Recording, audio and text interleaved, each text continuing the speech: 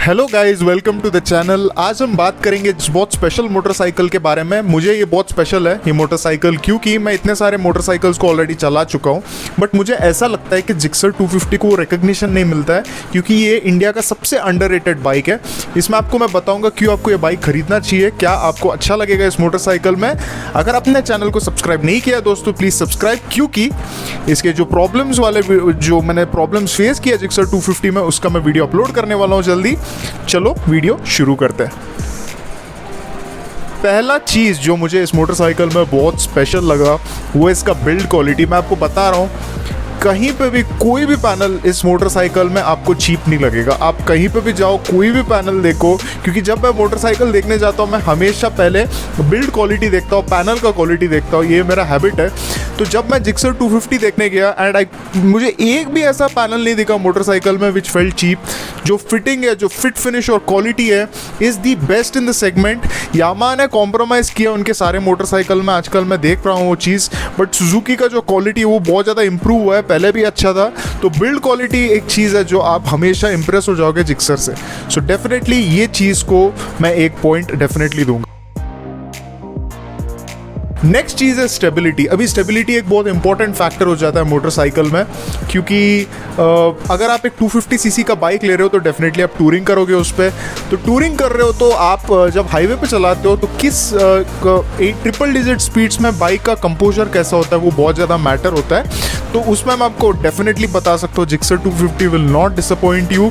काफ़ी कंपोज्ड और काफ़ी पॉइस लगता है और आपको बहुत ज़्यादा कंफर्टेबल लगेगा। ऐसा कोई जो स्टेबिलिटी जिस तरह से लाइन मेंटेन करके आप चला सकते हो हाईवे में, इज़ रियली ग्रेट।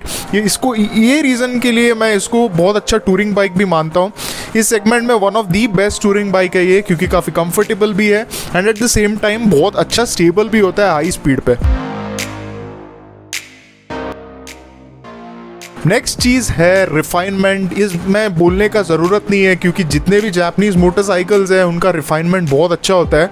अब ये नहीं बोलूँगा कि इसका जो रिफाइनमेंट है वो सबसे बेस्ट है, but at the same time जितना रिफाइंड होना चाहिए एक मोटरसाइकिल उतना ही रिफाइंड है ये बाइक।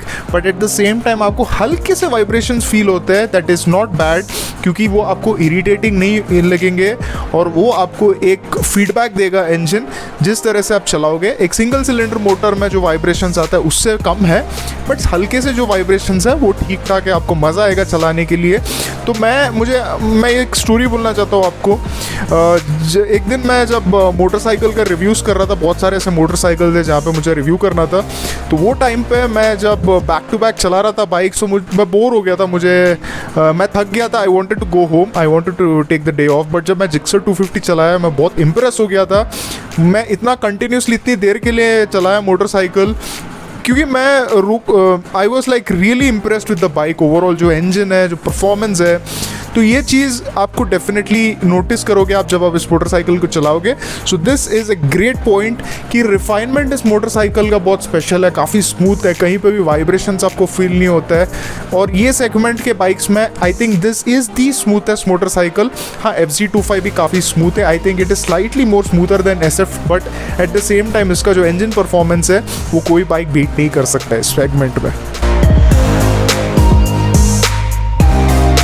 और एक चीज़ है जिसके बारे में लोग बात नहीं करते हैं, वो है इसका स्पेयर पार्ट्स का कितना कॉस्ट होता है, कितना एक्सपेंसिव है, मेंटेनेंस कैसा है। क्योंकि अगर आप एक KTM का बाइक लोगे या कोई भी दूसरे ऐसे बाइक्स लोगे तो इसमें आपको थोड़ा मेंटेनेंस कंपैरेटिवली मेरे हिसाब से ज़्यादा होगा सुजुकी से, क्योंकि सुजुकी का जो सर्विस और स्पेयर पार्ट्स है वो बहुत चीप है और क्वालिटी भी अच्छा है।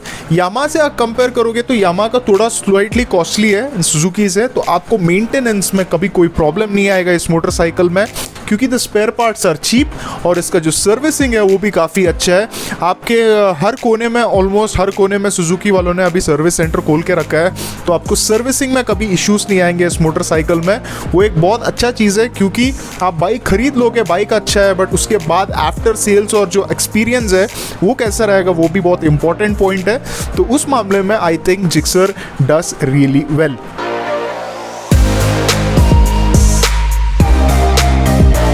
और इसका एग्जॉस्ट नोट एक बहुत डिफरेंट एग्जॉस्ट नोट है। टिपिकल वो वाला जो रिफाइंड एग्जॉस्ट नोट है वही है, बट इसमें हल्का सा आपको थोड़ा सा बेसी है, बट उतना ज़्यादा बेसी नहीं है, काफ़ी रिफाइंड और स्मूथ एग्जॉस्ट नोट है। तो ये चीज़ मुझे बहुत अच्छा लगा इस बाइक में। जो एग्जॉस्ट का डिज़ाइन है वो एक पीस ऑफ आर्ट लगता है, बट मैं ऐसा सोच रहा हूँ कि जो पुराना वाला जो जिक्सर SF था उसमें एक मैट फिनिश का एग्जॉस्ट का कवर आता था, बट ये थोड़ा क्रोम है, तो I think that would have been better. But ठीक है, जो एग्जॉस्ट का डिज़ाइन है वो काफ़ी अच्छा है, और एग्जॉस्ट का जो साउंड है वो भी काफ़ी अच्छा है। तो अगर आप जब रेव करते हो एक काफ़ी रिफाइंड थ्रम प्रोड्यूस करता है इसका इंजन, जिससे आपको बहुत अच्छा लगेगा चलाने के लिए। यूजुअली ऐसे बाइक्स में रेयर का ब्रेक्स उतना अच्छा नहीं होता है bite, and single channel ABS तो नहीं दिया है, थैंक गॉड। इसमें आपको दोनों व्हील्स में ABS मिलता है, और इसका जो रेयर का टायर है वो भी काफ़ी अच्छा है, बट इसका जो फ्रंट का जो ब्रेक्स है, जिसका feedback and the braking on this bike is so good. कितना कॉन्फिडेंस इंस्पायर करता है आपको हाई स्पीड पे जब आप ब्रेक लगाते हो। There is so much feedback coming from the brakes, and उसका जो फ्रंट का जो सस्पेंशन है ऑफर्स लॉट ऑफ फीडबैक। इसमें आपको अपसाइड डाउन फोर्स तो नहीं मिलेंगे, but at the same time इसका जो फ्रंट का सस्पेंशन है and the brakes are really good. आपको चलाने में बहुत ज़्यादा मज़ा आएगा। जैसे हम सबको पता है, जो सुजुकी के मोटरसाइकिल्स होते हैं काफ़ी रिलायबल होते हैं, आपको कभी ऐसे कोई प्रॉब्लम्स नहीं देगा। जैसे अभी KTM में बहुत सारे ऐसे इश्यूज़ आते हैं, छोटे मोटे इश्यूज़ आते रहते हैं। ये इश्यूज़ आपको सुजुकी में नहीं आएंगे, या यामाहा जैसे बाइक्स में बिल्कुल भी नहीं आएंगे।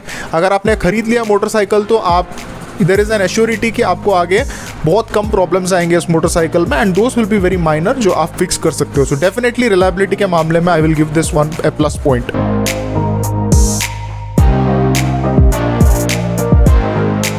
इस मोटरसाइकिल का जो डिज़ाइन की अगर मैं बात करूँ तो दैट इज़ वेरी सब्जेक्टिव। तो अगर मुझे एक डिज़ाइन अच्छा लगता है तो आपको अच्छा नहीं लगेगा, बट ओवरऑल मैं एक बात बता देता हूँ आपको, ये डिज़ाइन बहुत अच्छा लगता है। और अगर आपको एक कलर अच्छा नहीं लगे, जैसे ट्राइटॉन ब्लू बहुत अट्रैक्टिव लगता है, बहुत ज़्यादा लाउड लगता है, अगर ऐसा कलर आपको अच्छा नहीं लगता है तो बाकी के जितने भी कलर ऑप्शंस दिए हैं सुजुकी वालों ने, दैट इज़ ब्रिलियंट। जो मैट ब्लैक है with golden lettering on it looks really nice. तो उसका जो बाकी का जो भी ट्राइटॉन ब्लू है वो भी अच्छा दिखता है। तो कलर के ऑप्शंस आपको बहुत सारे हैं, तो कोई भी कलर आप चूज़ कर सकते हो। Definitely design and colour options is really great on this bike, तो डेफिनेटली आपको इससे कोई प्रॉब्लम नहीं होगा। जो इसका जो हैंडल बार है वो सुजुकी वालों ने चेंज किया, क्योंकि पुराने वाले में क्लिप ऑन नहीं आता था, काफ़ी कंफर्टेबल और रेज्ड हैंडल बार था। इसमें आपको जिक्सर 250 SF और जिक्सर 250 में दोनों में अलग हैंडल बार मिलता है। दोनों बाइक मैं चला चुका हूँ, बट मैं दोनों की अगर बात करूँ तो दोनों भी कंफर्टेबल है। तो आप जिक्सर 250 चलाओगे उसमें भी आपको थोड़ा सा लीन फॉरवर्ड होना पड़ता है, बट वो इतना ज़्यादा एग्रेसिव नहीं है जितना R15 का है, थोड़ा रेज्ड है। तो आप टूरिंग कर सकते हो इस मोटरसाइकिल में, आपको कभी कोई प्रॉब्लम नहीं आएगा।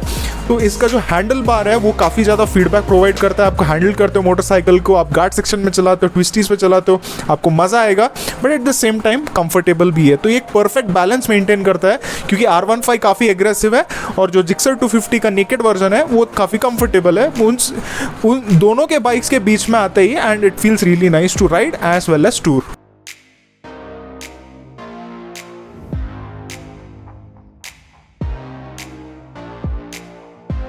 इस मोटरसाइकिल का चैसी इज़ रियली ग्रेट, बहुत अच्छा फीडबैक ऑफर करता है। सिंपल डायमंड फ्रेम है, but at the same time आपको बहुत अच्छा फीडबैक ऑफर करता है। आप जब मोटरसाइकिल को चलाओगे you will be very impressed, क्योंकि आप वेट फील नहीं कर सकते इस मोटरसाइकिल में। काफ़ी स्पोर्टी और एग्रेसिव लगता है मोटरसाइकिल चलाने में। कंफर्ट की बात करूँ तो ये एक बहुत बड़ा प्लस पॉइंट है। बहुत सारे लोग बोलते हैं कि इसका सस्पेंशन हार्ड है, स्टिफ है, बट मेरा पर्सनल ओपिनियन ये है कि इतना हार्ड नहीं है, इतना अनकम्फर्टेबल तो नहीं लगा मुझे। ठीक ठाक है, आप चला सकते हो, आपको ऐसे कभी मेजर इशूज़ नहीं आएंगे मोटरसाइकिल में। You will feel very comfortable to ride it in the city या ऑन द हाईवे। और अगर आप इतना ज़्यादा सॉफ्ट सस्पेंशन तो एक्सपेक्ट नहीं कर सकते हो, बट कंपेरेटिवली ऐसे बहुत सारे बाइक्स है इस सेगमेंट में, उनसे तो ज़्यादा कंफर्टेबल लगा मुझे जिक्सर 250।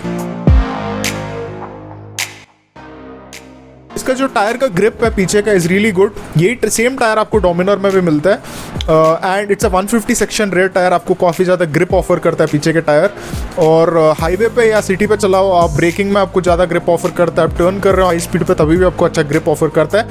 और एट द सेम टाइम इसका जो लाइफ है वो थोड़ा अच्छा है, क्योंकि जो एक्सपेंसिव टायर्स आते हैं वो और ज़्यादा ग्रिप ऑफर करेंगे, बट उसका प्राइस भी उतना ही ज़्यादा है, एंड वो ज़्यादा जल्दी वेयर ऑफ हो जाएंगे। देखिए मैं यहाँ पे पावर और एक्सेलरेशन ये सब चीज़ों के बारे में कम बात करता हूँ और मैं प्रैक्टिकली सोचता हूँ कि हमारे इंडियन रोड्स में आप डेली ऑफिस कम्यूट कर रहे हो, डेली चला रहे हो मोटरसाइकिल, आपके लिए कैसे रहेगा, क्योंकि वही मैटर करता है मेरे हिसाब से। एंड ऑफ द डे आप रेस ट्रैक पे तो नहीं लेके जाओगे मोटरसाइकिल, तो ये सब चीज़ें मुझे इतना मैटर नहीं करता है। सो अगर मैं प्रैक्टिकली बात करूँ तो आई थिंक ये टायर बहुत अच्छा है और आप इंडिया पूरे डे टू डे सिचुएशन में आपको लाइफ भी अच्छा रहेगा और ग्रिप भी अच्छा देगा। इस मोटरसाइकिल का इनिशियल पावर डिलीवरी बहुत अच्छा है।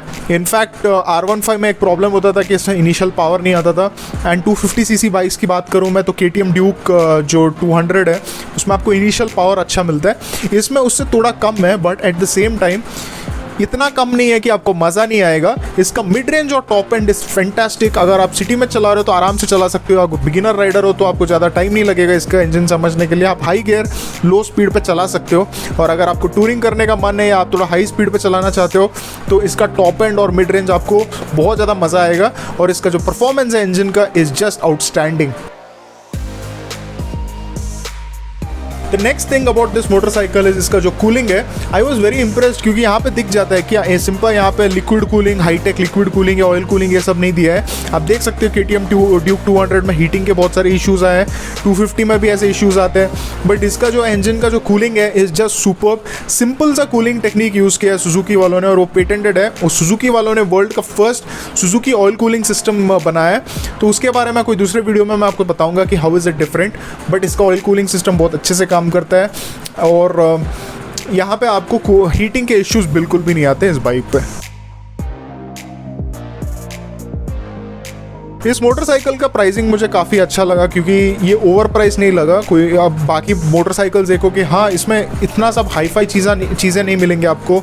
जैसे एक नॉर्मल डायमंड फ्रेम मिलता है, इसमें कोई पेरीमीटर फ्रेम नहीं है, चैसी उतना हाईटेक नहीं है, but at the same time इतना सिंपल चैसी होने के बाद भी ये बहुत अच्छा हैंडलिंग ऑफर करता है। And everything is simple on this motorcycle, आपको आगे कोई प्रॉब्लम भी नहीं आएगा। तो उस चीज़ में I was impressed with Gixxer 250। इसका जो इंस्ट्रूमेंट क्लस्टर है वो काफ़ी इंफॉर्मेटिव है, बट ये बहुत अच्छा तो नहीं है क्योंकि KTM ड्यूक 200 का सबसे बेस्ट लगता है मेरे को इंस्ट्रूमेंट क्लस्टर इस सेगमेंट में, और FZ 250 का सबसे ख़राब लगता है क्योंकि वो बहुत छोटा है, कुछ नहीं दिखता है उसमें और इन्फॉर्मेशन भी बहुत कम है। बट उससे तो बेटर है, but I think it could have been slightly better. But readability की बात करें तो I really like the speedometer console. जो इंपॉर्टेंट इन्फॉर्मेशन है, गियर पोजिशन इंडिकेटर, स्पीड, वो सब अब क्लियरली विजिबल है, सो वो चीज़ बहुत ज़्यादा यूजफुल है।